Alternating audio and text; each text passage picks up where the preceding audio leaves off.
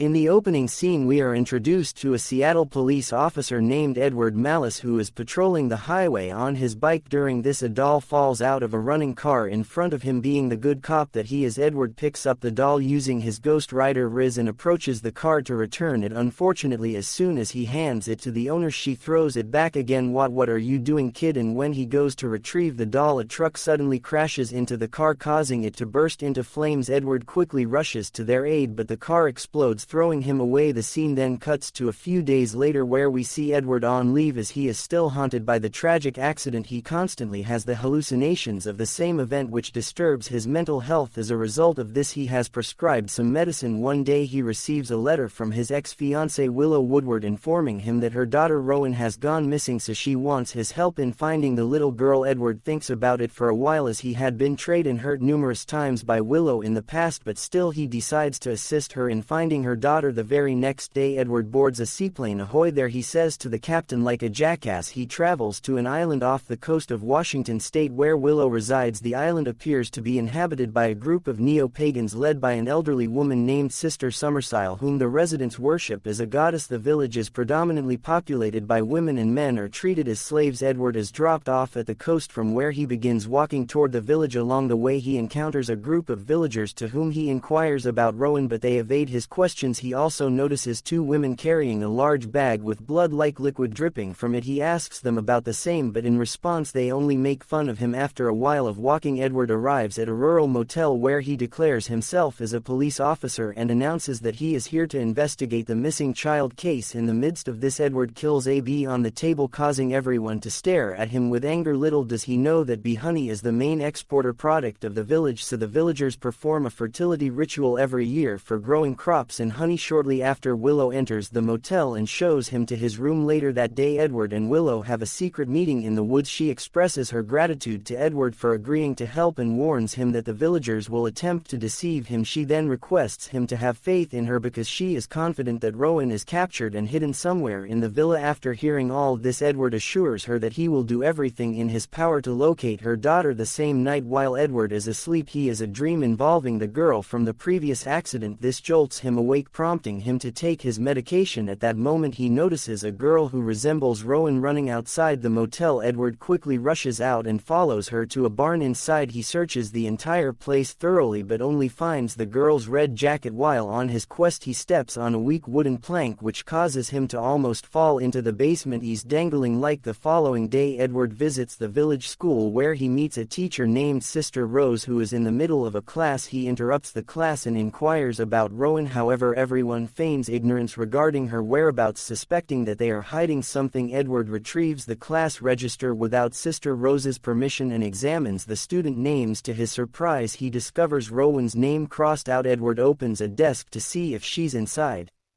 but a bird pops out and Edward goes hey. In response, Sister Rose insists on speaking with Edward outside. After a brief conversation about the islanders' perspective on death, she reveals that Rowan is no longer alive. Edward asks about the cause of her death and Rose replies she'll burn to death. When Edward catches the tense she used, Rose quickly corrects herself by saying she burned to death. In addition, she informs Edward that the child has been buried in the churchyard. In the next scene, Edward makes his way to the churchyard where he is approached by Willow. She asserts with conviction that Rowan is still alive and the villagers under Sister Summersile's command have taken her away and are trying to harm her. In a shocking turn of events, Willow also reveals that Rowan's biological father is none other than Edward. Dad, what do you mean? After this, she leads him to Rowan's room, recounting the last time she saw her daughter at her study desk. On that fateful day, Willow had stepped out for a mere half hour, and by the time she returned, Rowan as well as all her belongings were mysteriously gone. Edward inquires if there are any other photographs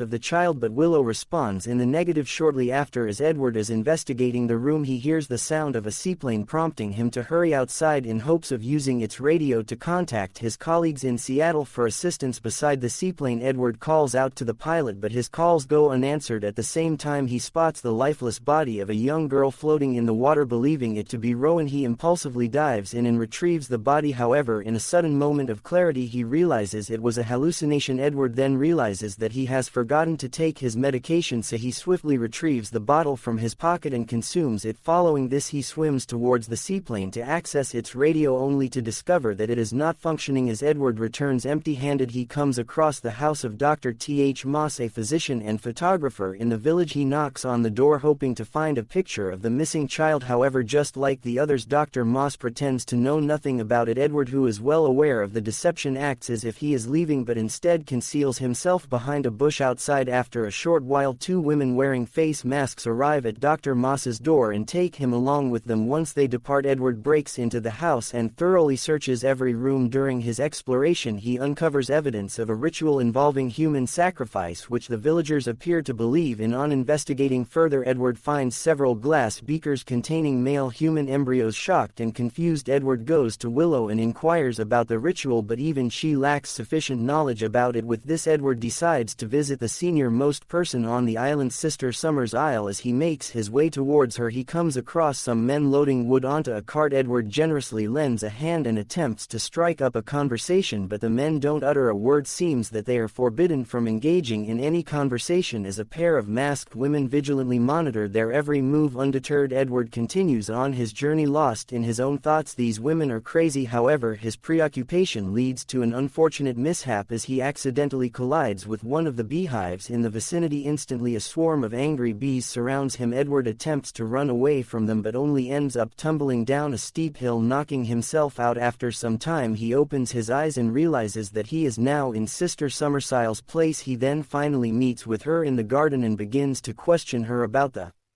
events happening in the village. Sister Summersile explains to Edward that her ancestors fled England to escape persecution and then settled on this island. She also states that their population is predominantly female, as they chose the strongest stock. The island's economy relies on the production of local honey, but Edward learns that its production is recently declined. Out of the blue, he asks if they have murdered Rowan, to which she responds that they don't murder anyone but sacrifice them to the gods. This angers Edward, who argues that human sacrifice is also a form of murder. In order to confirm whether the missing kid is truly dead, Edward decides to exhume the grave. As he does so, he surprisingly discovers that the coffin contains only a burnt doll, indicating that Ron is still alive. Just then, Edward hears a crying voice coming from an underground bunker, prompting him to follow the sound. As he descends, he discovers an entrance leading to an underground water tank. Inside the water, he finds Rowan's distinctive red jacket. Alarmed, Edward frantically opens the lid and dives into the water, but someone from behind locks the lid, trapping him in the tank. Edward desperately calls for help, but his cries go unheard. The night passes and Edward remains clinging to the lid of the tank. Thankfully, early the next morning, Willow spots him and frees him from the trap. Edward then shows her Rowan's red jacket and doll as evidence that she was held captive here. Not long after, Edward becomes aware that today is the May Day festival on the island and the villagers are preparing to perform a fertility ritual. This realization fills him with panic as he believes that they are about to sacrifice Rowan. As a result, he urges Willow to stay at home safely while he searches the entire village for their daughter. He even visits a local coffee shop and seeks assistance from the male villagers, but they completely disregard him. Left with no other option, Edward goes to Sister Beach, who works at the same motel he stayed at. He incapacitates her, steals her bear costume, and joins the parade led by Sister Summersile, blending in as one of the island's inhabitants. Before long, Edward notices that Rowan is tied to a large tree, seemingly destined for sacrifice. Without wasting any time, he rescues her bravely and then escapes into the woods. The shot of Nick Cage punching a lady dressed as a bear is the clip that initially made me fall in love with YouTube. After fleeing for some time, Edward appears to be lost, so Rowan leads the way. Shockingly, she leads him back to Sister Summersile, and the kid reunites with her mother, who stands alongside the so-called goddess. In a shocking twist, Sister Summersile thanks Rowan for her assistance, and Edward realizes that the search for Rowan was a premeditated trap the whole time. It is then unveiled that Willow, known on the island as Sister Willow, is none other than Sister Summersile's daughter. She had orchestrated Edward's fate years ago by choosing him as a human sacrifice in order to restore the island's cursed honey production. This revelation devastates Edward as he once again experiences betrayal from his former fiancée. Following this, the villagers gradually encircle Edward, closing in on him. He brings out his gun, threatening to shoot all of them, but Willow reveals that she has removed all the bullets from his weapon. The villagers then tackle and overpower Edward, cruelly breaking his legs to ensure he cannot cannot escape. They also subject him to extreme torment by releasing the bees upon him. If you've ever watched me on Twitter, you know I goddamn love this scene. A few moments later they carry him to an enormous doll which they refer to as the Wicker Man, where he is hoisted high above the ground and locked inside. With Willow's consent, Rowan ignites the Wicker Man and Edward is sacrificed in a colossal inferno, all as his screams echo through the air. "Killing me won't bring back your goddamn money." Music. Scene then shifts to 6 months later, depicting Sister Willow and Sister Honey in a bar within Washington. There they are approached by 2 police officers, one of whom recently graduated from the police academy. The women invite them to their home, presumably to entice them to the island, just like they did to Edward. James Franco is about to get into almost as much trouble as he did in real life.